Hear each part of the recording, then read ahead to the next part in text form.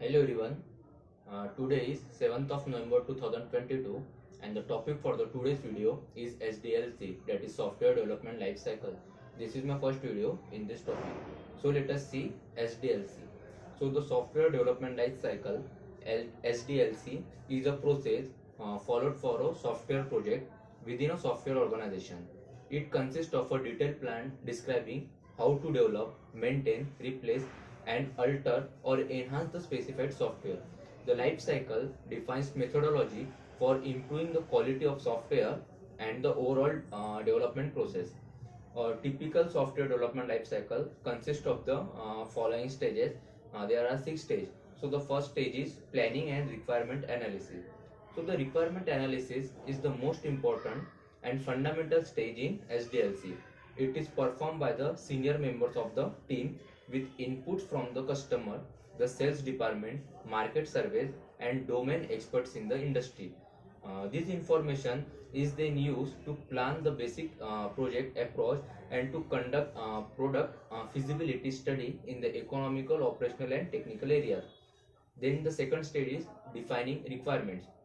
So once the requirement analysis is done, the next step is to clearly define and document the product requirements and get them approved from the customer or the market analyst.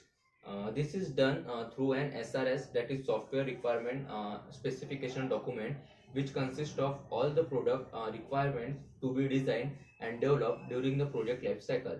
Then the next stage is third stage is designing the product architecture.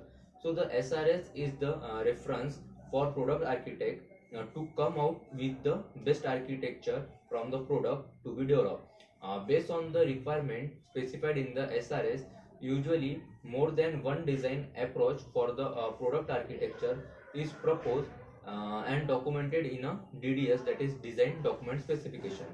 So this DDS is reviewed by all the important stakeholders and based on various parameters as risk assessment, product robustness, then design modularity, budget and time constraint.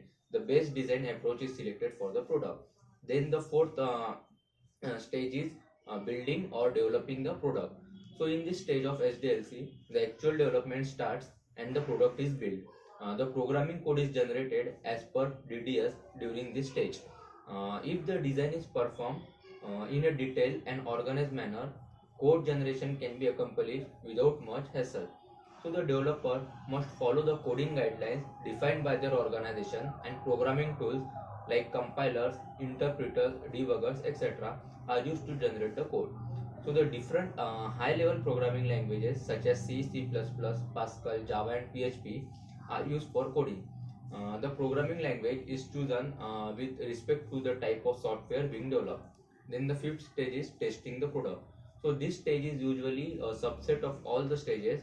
As in the modern SDLC model, the testing activities are mostly involved in all the stages of SDLC, and the last stage is deployment in the market and maintenance.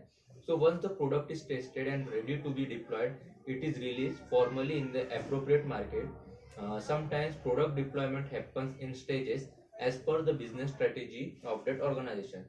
The product may first be released in a limited segment and tested in the real business environment, UAT, that is user acceptance testing. So this is all about the SDLC, that is software development lifecycle. Thank you.